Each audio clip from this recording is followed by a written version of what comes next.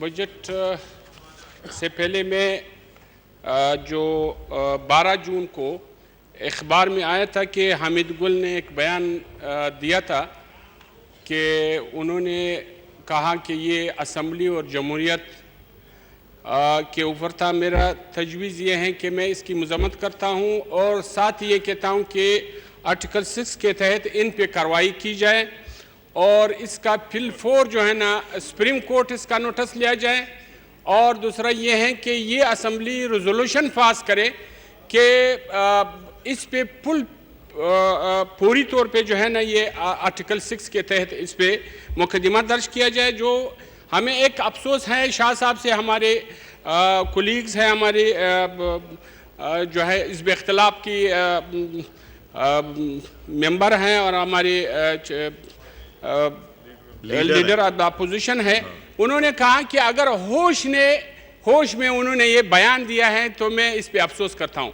मैं शाह साहब से कहता हूँ कि वो बिल्कुल होश में हैं, वो एक फलसफा है, वो एक फलसफे की नुमाइंदगी करता है, वो एक नज़रिए की नुमाइंदगी करते हैं, वो दहशतगर्दियों का जो है ना वो नुमाइंदा है। वो हर चैनल पे, हर टीवी के हर चैनल पे हर रोज़ बैठ करके जो है ना यही सारे बकवासियात जो है ना वो करते हैं, जो कि मैं और ये जो पेम्ब्रा रूल्स हैं इसके मुताबिक इसकी खिलाफ वर्जी है।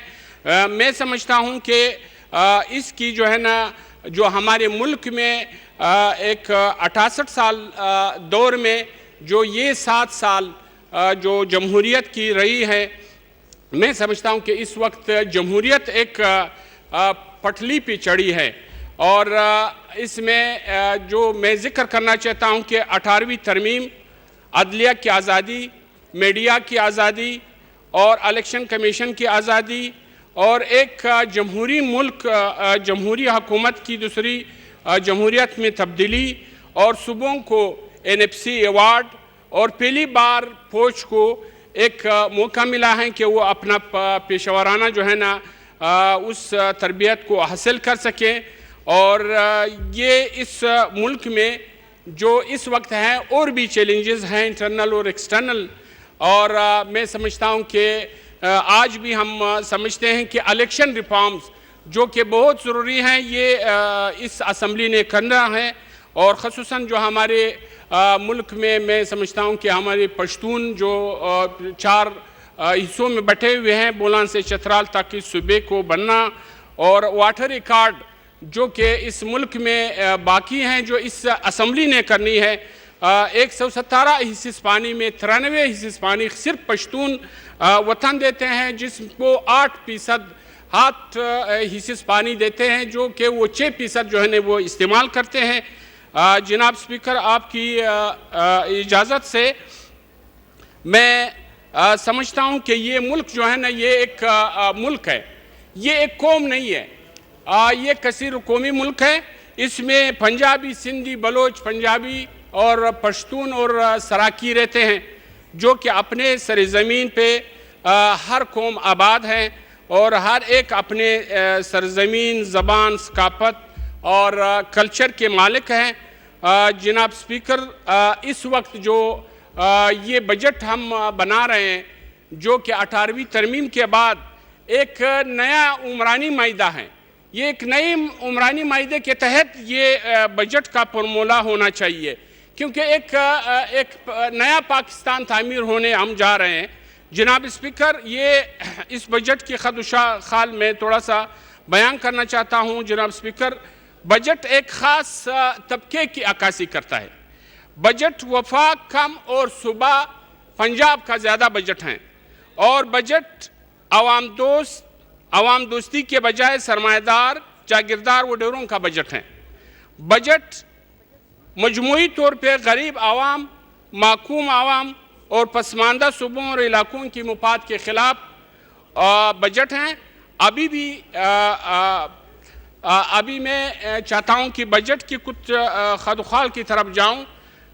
जनाब स्पीकर साहब, बजट 44 खरब 71 अरब रुपए का बजट पेश हुआ है और ख़सारा इसका 1325 अरब रुपए है और यही खसारा जो है ना, इसके लिए हमें और भी कर्जे लेने पड़ेंगे। और दूसरा ये है कि 200 अरब मज़ीद टैक्स लगेंगे, जो कि इसकी डायरेक्ट जो है ना गरीबों पे इसकी असर पड़ेगा। और फौजी बजट 780 अरब रुपए हैं, जो 11% इजाफी बजट है।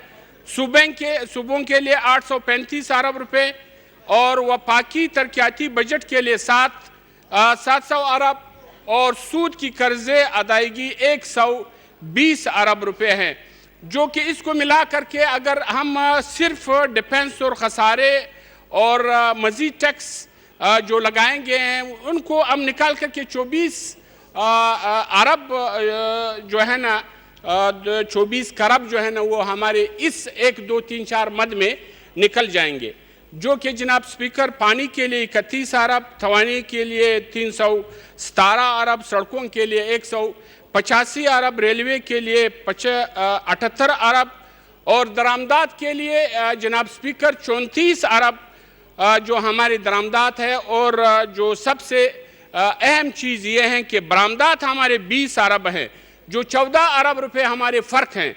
और इसकी नकाइस ये हैं कि हमारी इंडस्ट्री सारे करप्ट हैं और हम इन चीज़ों को अभी तक हमने तवज्जो नहीं दिए हैं कि हम अपने इंडस्ट्री को, अपने कल्चर को, अपने सनात को, अपने मादनियात को हम इसको सही तरीके पे इस्तेमाल करके ताकि हम सही बजट हम बरामदात को बढ़ाएं, जो कि हमारी बरामदात नीचे जा रहा है। दरामदात हमारी इंडस्ट्री मसनूआत की इंडस्ट्री के लिए 64 अरब रुपए हैं।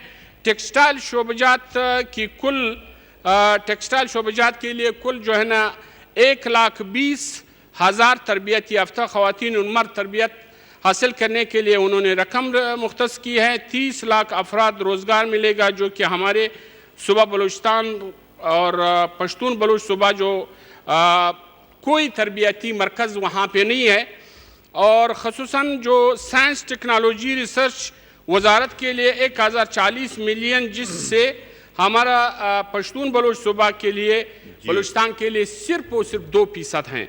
और फेडरल एजुकेशन के लिए फेडरल एजुकेशन सर मैं सर 2 मिनट लेता हूँ, 2 मिनट 2 मिनट तो नहीं मिल सकते को सर मैं खाली शुरू अभी टाइम खत्म हो गया। मैं सर इस तरह सख्ती ना करें। मैं थैंक यू फेडरल पीस मैं आपको 30 सेकंड दूंगा, उसके बाद मैं माइक बंद कर दूंगा। सर आप मेहरबानी में बात कीजिए। नहीं सर, फेडरल एजुकेशन के लिए है 2070 मिलियन, जो बशमूल हमारे पाठा 1.1% है। एटॉमिक एनर्जी के लिए 3000, जो हमारे वहाँ पे 1% रखा गया है, जो एटमी धमाका भी वहाँ पे हुआ है। रेजिडेशन की वजह से जो है ना वहाँ पे खुश्कसाली, ज़राअत, तबाही, मलदारी सब कुछ हुआ है। हाउसिंग के लिए 2400%, 2% इंफॉर्मेशन ब्रॉडकास्टिंग के लिए 372, जो 4% है। और इसके लिए प्लानिंग एंड डेवलपमेंट के लिए 2457 है, जो 1% हमें रखा गया है। कम्युनिकेशन के लिए 1,10,000 जो है ना उन्होंने रखे हैं।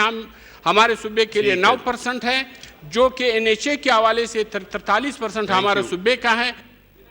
Thank you